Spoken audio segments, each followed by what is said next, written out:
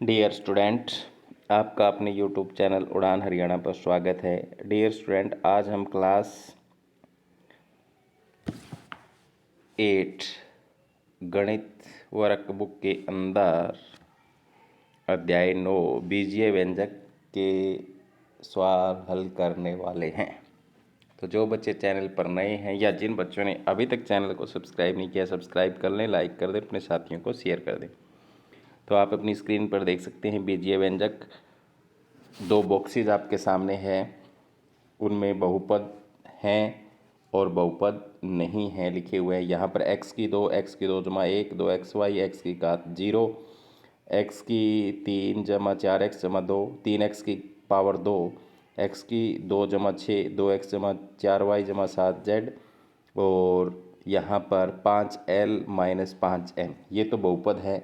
इधर x की घात -2, जिसकी घात -2 हो जाती माइनस में हो जाती है वो बहुपद नहीं होता, और जिसका गुणांक जो होता है वो शून्य हो जाए तो भी वो बहुपद में नहीं होता। तो यहाँ पर आप इस बॉक्स में जब देखोगे, या तो किसी की घात जो है वो माइनस में मिलेगी या उसका गुणांक जो है वो शून्य मिलेगा, तो वो बहुपद नहीं माना जाएगा। नीचे कुछ बीजीय व्यंजक लिखे गए हैं। 0x की 4 2x x की 3 जमा 6x माइनस 8 5x की 2 माइनस 4y की 2 जमा 3, इनमें से आपको बहुपद को छांट कर यहाँ लिखना है।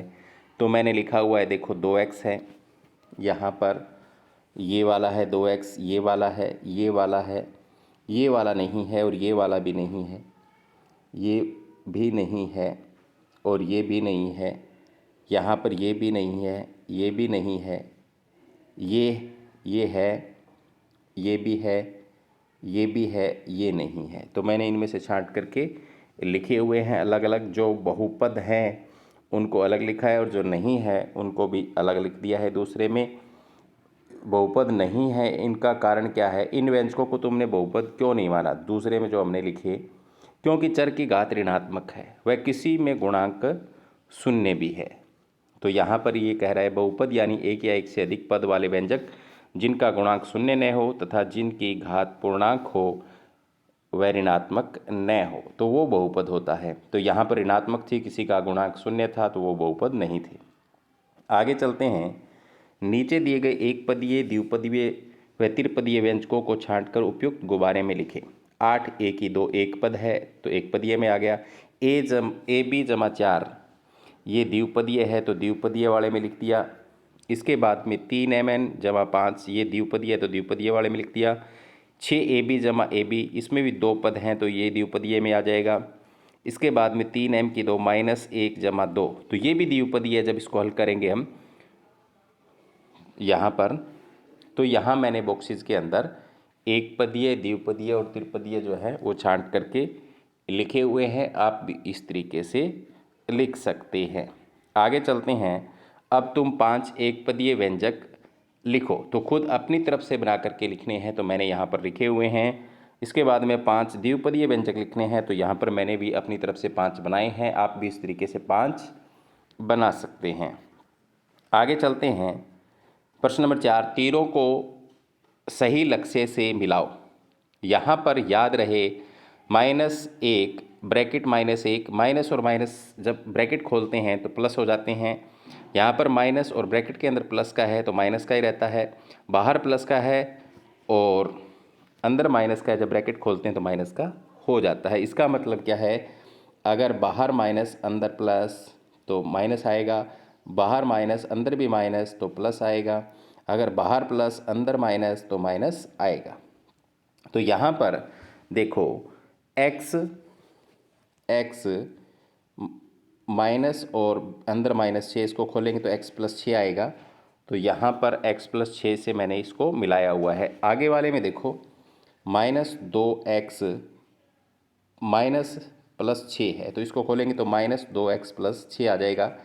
तो मैंने इसको भी यहाँ पर मिलाया हुआ है, देखो। इसके बाद में x प्लस ब्रैकेट में -6, तो इसकी ब्रैकेट खोलेंगे तो ये x -6 आएगा, तो इसको भी मैंने यहाँ पर x -6 वाले से मिलाया हुआ है। इसके बाद में आगे जो है, आगे है ये वाला, इसमें -x + 6 आएगा, तो ये इसके सामने ही है। इसके बाद में आगे जो है ये वाला, इसमें जब ब्रैकेट खोलेंगे तो -x -6 ही आएगा। तो इसको मैंने मिलाया और सबसे ऊपर ये है, सबसे ऊपर से नीचे दिया हुआ है।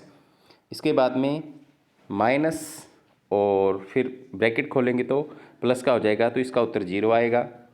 तो यहाँ मिलाया हुआ है। तो इस तरीके से आप इनको मिला सकते हैं। आगे है निम्नलिखित व्यंजकों को हल कीजिए। तो यहाँ पर 6a जमा 7a, तो दोनों ए पद एक जैसे पद हैं। 6 7 13 a आ गए। इसके बाद में 2ab minus A B, 2ab में से माइनस का 1ab गया, प्लस का बच जाएगा ab आ गया। इसके बाद में 1a फिर 3a, तो 1 और 1 2 और 3 5a उत्तर आ जाएगा। तो यहाँ पर मैंने इनको हल करके लिखा हुआ है। आप भी इस तरीके से हल कर लेंगे। अगर हम सभी हल करने लगे तो वीडियो लंबा हो जाएगा, तो आप इनको खुद करने का प्रयास करेंगे। मैंने अच्छी तरीके से इनको बीच में ब्रैकेट बना करके लिखे हुए हैं, आप समझ जाओगे। आगे इन सवालों को हल करने के बाद तुम क्या नियम बना सकते हो, लिखो। व्यंजकों को हल करते समय समान पदों में समान पद ही जोड़े जाएं या घटाए जाएं। तो यही नियम बनेगा, समान पद में समान पद ही जोड़ा जाएगा या घटाया जाएगा। आगे है बहुपदी व्यंजक 2ab माइनस 2bc और 4bc माइनस 3ca को जोड़ो। तो आपको समान पद की सीध में समान पद रखना है। जैसे 2ab माइनस 2bc, ऊपर वाली रकम जो है उसके अंदर जोड़नी है 4bc, तो 2bc की सीध में 4bc रखा, माइनस 3ca नहीं था तो अलग से रख लिया।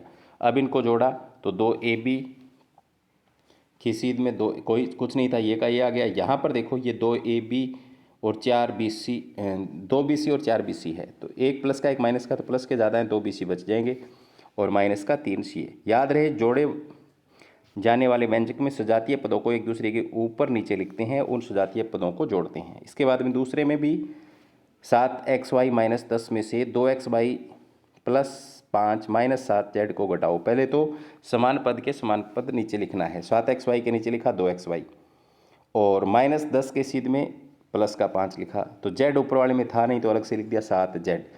तो अगर घटाना हो तो आपको क्या करना है, नीचे वाला जो व्यंजक है उसके सारे चिन्हों को बदल देना है। ऊपर माइनस का था तो प्लस का मानेंगे, अगर प्लस का था तो माइनस का मानेंगे, माइनस का है तो प्लस का मानेंगे। अब यहाँ पर आप देखो, यहाँ पर 7xy प्लस का है और माइनस का 2xy है, तो प्लस के 5xy बच गए। दूसरे में माइनस 10 और माइनस 5 दोनों जुड़ जाएंगे, माइनस के 15 हो जाएंगे। और माइनस का 7z था, अब ये किसका हो गया, प्लस का, तो 7z यहाँ पर प्लस का आ रहा है। इसी तरीके से हमें इनको हल करना है। अब तुम नीचे दिए गए सवालों को हल करो। तो मैंने यहाँ पर इसको हल किया हुआ है, देखो आप इसको अच्छी तरीके से देख लेना। आगे वाले में घटाना है तो मैंने समान पद के नीचे समान पद लिख के और उसके चिन्ह बदल के इसको भी हल किया हुआ है। तीसरा है उसमें जोड़ना है, तो यहाँ पर समान पदों के नीचे समान पद लिख दिया और एक जैसे होंगे तो वो जुड़ जाएंगे, अगर प्लस माइनस होंगे तो वो घट जाएंगे, जिसके ज़्यादा होंगे उसका उत्तर आएगा। यहाँ पर भी मैंने इसको हल किया है और चौथा भाग भी मैंने हल करके यहाँ पर आपको दिखाया हुआ है। आगे चलते हैं। बीजीय व्यंजकों का गुणन। एक फल वाले के पास आम की 3 पेटियाँ हैं। यदि हर पेटी में 10 आम है तो आम की कुल संख्या क्या होगी। या तो तीनों को जोड़ दो 10 10 10 30, या गुणा कर दो 10 गुणा 3 30। यदि हर पेटी में 12 आम है तो आम की कुल संख्या 12 गुणा 3 36। यदि हर पेटी में x आम है तो आम की कुल संख्या x गुणा 3 पेटी है, तो 3 से गुणा कर दो 3x आ जाएगा। एक आम की पेटी में x आम होने पर 12 पेटियों में आम की कुल संख्या ज्ञात कीजिए। एक पेटी में x आम है, x को 12 से गुणा कर दो तो 12x आ जाएगा। राम के पास आम की m पेटियां हैं एवं हर पेटी में n आम है, तो आम की कुल संख्या, तो दोनों की गुणा हो जाएगी, पेटियों और आमों की एक, तो m गुणा n mn आ जाएगा। इसके बाद में दूसरा है सरला के पास फलों की n टोकरियां हैं। प्रत्येक टोकरी में x आम, y संतरे, z सेब हैं। तो बताओ सरला के पास कुल आम, तो जितनी टोकरियां n और कितने हैं आम x, तो nx। सरला के पास कुल संतरे, तो n गुणा y, तो ny। सरला के पास कुल सेब n टोकरियां z सेब, तो nz। सरला के पास कुल फल, तो nx जमा ny जमा nz, तीनों को जोड़ देंगे। आगे है प्रश्न नंबर 3। निम्न प्रश्नों को हल करें। अगर एक पेटी में 4 आम, 8 संतरे, 10 सेब हो तो ऐसी ही 4 पेटियों में कुल कितने फल होंगे। तो पहले तो फलों को जोड़ दो, उसकी 4 पेटी हैं तो 4 से गुणा कर दो, 22 फल आ गए, 22 गुणा 4 88। यदि एक पेटी में A आम, B संतरे, C सेब हो तो ऐसी 11 पेटियों में कुल कितने फल होंगे। तो a जमा b जमा c को जोड़ दिया और गुणा में 11 कर दिया, तो तीनों को गुणा करेंगे 11a जमा 11b जमा 11c। यदि एक पेटी में x आम, y संतरे, z सेब हों तो ऐसी p पेटियां हैं तो कुल कितने फल होंगे। तो तीनों को जोड़ेंगे पहले तो फलों को, x जमा y जमा z ब्रैकेट गुणा p, तो p से तीनों को गुणा करेंगे px जमा py जमा pz आ जाएगा। आगे है गतिविधि 1, नीचे लिखी प्रत्येक राशि के 2 कार्ड बनाओ। इस प्रकार तुम्हारे पास 20 कार्ड बनेंगे। अब कक्षा के सामपट पर गुरुजी की मदद से इन सभी राशियों को गुणा करके सारणी में लिखें। तो पहले मैं यहाँ पर 1 को दिखा देता हूँ।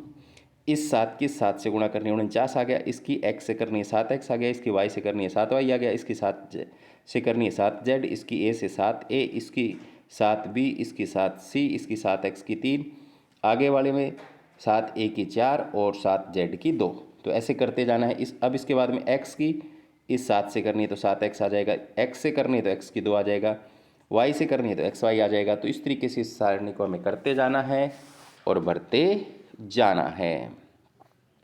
अब अपनी कॉपी में 16 खानों वाले वर्गाकार सारणी बनाओ और श्यामपट्ट पर बनी सारणी से कोई 16 राशियां सारणी में लिखें। जैसे राम और मोहन ने निम्न सारणी बनाई, x की 4, 7x, 7x की 3, 7z की 2।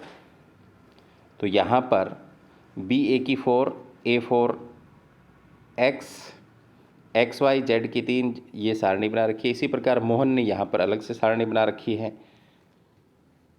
अब गुरुजी द्वारा उठाए गए 2 कार्डों पर लिखी राशियों की गुणा करो। यदि गुणनफल तुम्हारी सारणी में तो उसे काट दो। उदाहरणतः गुरुजी ने z की 2 और y लिखे। कार्ड उठाते हैं तो राम और मोहन अपनी तालिका में नीचे दिए के अनुसार x काटा लगाएंगे, काटा करेंगे।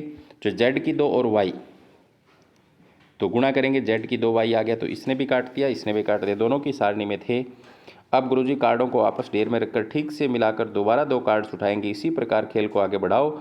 जिस छात्र की राशियाँ सबसे पहले कट जाएगी वह विजेता होगा।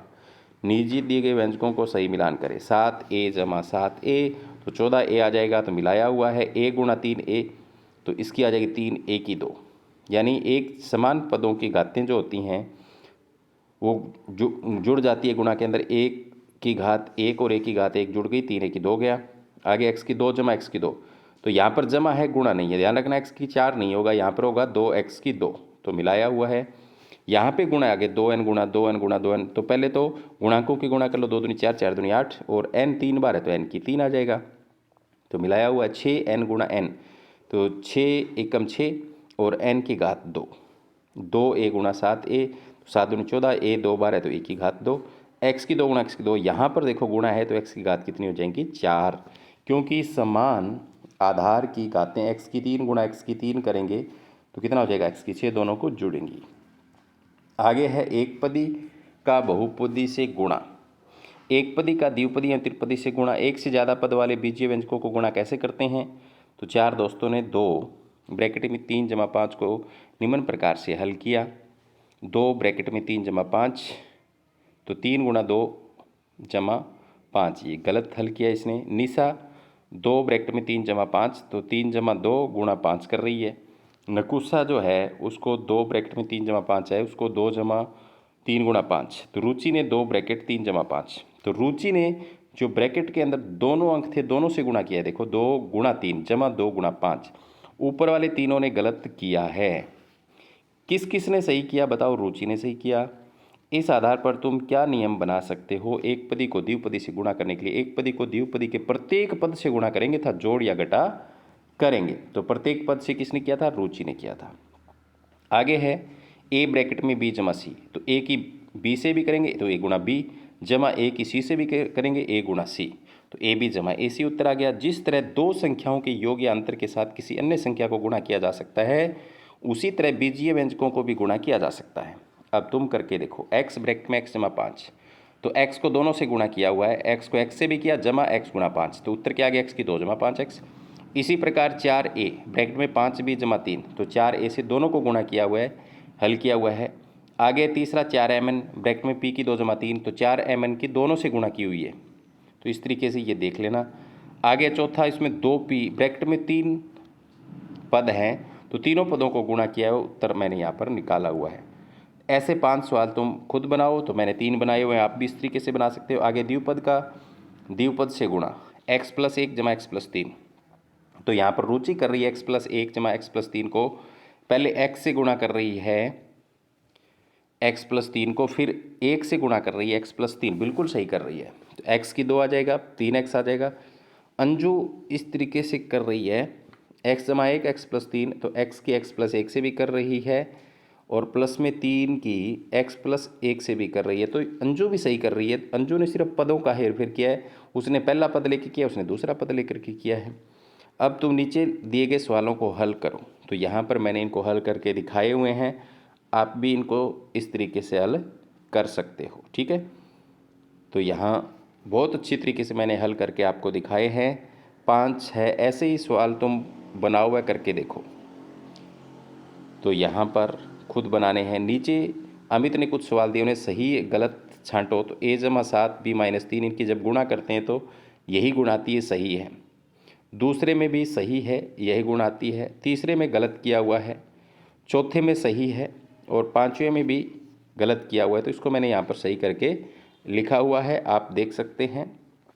इसके बाद में नीचे दिए गए समीकरणों में चरों के विभिन्न मान रखकर देखो कि क्या दाएं पक्ष व बाएं पक्ष का मान बराबर है। तो प्यारे बच्चों, यहाँ पर मैंने मान भर भर के देखा, तो पहले में बराबर आया हाँ, दूसरे में भी हाँ और तीसरे में हाँ मान भरने पर, चौथे में भी हाँ आया है, बराबर आया है। और इसके बाद में तीसरा जो भाग है उसमें भी हाँ, और दूसरा है ना इसका बी भाग, तीसरे के 2 भाग हैं ए और बी में नहीं आया है। चौथे में दोनों में हाँ आया है और पांचवें के अंदर एक में नहीं आया है, ए भाग में और बी भाग में हाँ आया है। मैंने अच्छे तरीके से इनको सोल्व किया हुआ है, आप इसको समझ करके खुद कर लेना। उपयुक्त सारणी में से वे कौन से समीकरण हैं जिन में चर के विभिन्न मान रखने पर दाएं पक्ष व बाएं पक्ष के मान बराबर आते हैं। तो मैंने 1, 2, 4 के हैं और 3 में, तीसरे और चौथे में, तीसरे और पांचवें में नहीं है। ऐसे समीकरण जिसमें चर का कोई भी मान रखने पर दाएं व बाएं पक्ष का मान सदैव बराबर आता है, इसे सर्वसमीका कहते हैं। नीचे दी गई समीकरणों में सर्वसमीका पहचानो और उनके आगे सही का निशान लगाओ। 2x जमा 3 बराबर 5, गलत। और दूसरे में सर्वसमीका है, सही है। तीसरे में सर्वसमीका नहीं है, गलत है। चौथे में सर्वसमीका है, सही है। और इसके बाद में पांचवें में सही है, छठा भी सही है और सातवां भी सही है। ये देखो गलत क्यों थे, यहाँ पे देखो 2 + 3 5 थोड़ी होते हैं, अगर इसमें x थोड़ी है, 5x तब तो आता जुड़ता, यहाँ पर एक जैसे पद नहीं है तो नहीं जुड़ेंगे, तो ये यहाँ गलती है। इसी तरीके से 4x जमा 5y है, तो समान पद जुड़ते हैं या घटते हैं, तो यहाँ पर xy को जोड़ के 9y बना रखा है, तो ये गलत है। आगे है गतिविधि 2, a b c d। तो ऊपर कुछ आकृतियाँ दी, उनके क्षेत्रफल बताओ। आकृति a वर्ग है तो भुजा गुणा भुजा a गुणा a की 2 हो जाएगा। आकृति b आयत है तो लंबाई गुणा चौड़ाई, तो a गुणा b a b हो जाएगा। आकृति c का क्षेत्रफल, तो c b क्या है, एक आयत है तो a गुणा b लंबाई गुणा चौड़ाई हो जाएगा। आकृति d का क्षेत्रफल, तो एक वर्ग है तो b गुणा b की 2 हो जाएगा। अब इन आकृतियों को काटो और इस प्रकार से मिलाओ कि एक वर्ग बन जाए। इस पूरी आकृति का क्षेत्रफल, आकृति ए का क्षेत्रफल, आकृति बी का क्षेत्रफल, आकृति सी का क्षेत्रफल, आकृति डी का क्षेत्रफल। तो a की 2 जमा ए बी प्लस बी की 2, तो क्या हो गया, a की 2 जमा 2ab प्लस b की 2। नए बने वर्ग की एक भुजा की लंबाई a जमा b। अतः नए बने वर्ग का क्षेत्रफल भुजा की घात 2। इन दोनों क्षेत्रफलों को आपस में क्या संबंध है, दोनों क्षेत्रफल 1 व 2 बराबर आएंगे। अतः निम्न में से कौन सा संबंध सही नहीं है, तो पहला और दूसरा सही नहीं है, तीसरा सही है। तीसरी जो सर्वसमीका है सही लिखी हुई है, ये होता है यहाँ पर बराबर का निशान वो सही होता है। a जमा b का वर्ग हो तो a की 2 जमा 2ab जमा b के 2 के बराबर होता है ये। आगे रिक्त स्थान भरो, तो मैंने यहाँ पर रिक्त स्थान भर के आपको दिखाए हुए हैं सबके अंदर। तो आप इस तरीके से वीडियो को पॉज करके आप इसको हल कर सकते हैं। अगर मैं सारा यहाँ समझाऊंगा तो वीडियो बहुत लंबा हो जाएगा, आगे सही कथनों के सामने आपको निशान लगाने हैं, तो मैंने यहाँ पर निशान लगाए हुए हैं कौन सा सही है और कौन सा गलत है। ठीक है, सर्वसमीकाएँ यहाँ पर नीचे दी गई, ए जमा बी, ए माइनस बी, अगर एक बार वही रकम प्लस में एक बार माइनस में हो तो ए की 2 माइनस बी की 2 लिखा जाता है। ए जमा बी का वर्ग ए की 2 जमा 2 ए बी जमा बी की 2 लिखा जाता है। ए माइनस बी हो तो ए की 2 minus 2 A B plus B की 2 लिखा जाता है। तो इसी इन सर्वसमीकों का प्रयोग करते हुए मैंने यहाँ पर 7वां सवाल हल किया है। 7वें सवाल को इन्हीं सर्वसमीका का प्रयोग करते हल किया हुआ, सभी भाग मैंने यहाँ पर हल करके आपको दिखाए हुए हैं। ठीक है, आप वीडियो को पॉज करके और इन सभी को हल कर लोगे। प्रश्न नंबर 8 है, उपयुक्त सर्वसमीका के अनुप्रयोग द्वारा नीचे दिए गए चित्र में रेखांकित भाग का क्षेत्रफल। तो रेखांकित भाग का क्षेत्रफल बाहरी भाग का सही क्षेत्रफल, आंतरिक भाग का क्षेत्रफल। तो बाहरी भाग वर्ग है 48 गुना 48, अंदर वाला भी वर्ग है तो 42 गुना 42, तो मतलब 48 की पावर 2 माइनस 42 की पावर 2 हो गई। तो वही अगर ए की 2 बी की 2 सर्वसमीका इसमें प्रयोग होगी, एक बार जोड़ेंगे एक बार घटाएंगे तो कितना आ गया, 600 आ गया। ठीक है, इसके बाद में है मैं सर्वसमीका हूँ मेरे गुणधर्म को पहचानो। ए जमा बी का स्क्वायर बराबर होता है ए की 2 जमा बी की 2 जमा 2 ए बी। तुम भी 3 सर्वसमीकाएँ लिखो। तो यहाँ पर मैंने सर्वसमीकाएँ 3 लिखी हुई है खुद अपनी तरफ से। मैं हूँ एक समीकरण, मेरे गुणधर्म 2x जमा 2y बराबर 8। तो तुम भी 3 समीकरण खुद अपनी तरफ से बना कर लिखे, मैंने 3 यहाँ पर लिखे हुए हैं। मैं हूँ बीजीय व्यंजक, मेरे गुणधर्म को पहचानो, x जमा 2y। तुम भी 3 बीजीय व्यंजक खुद लिखो।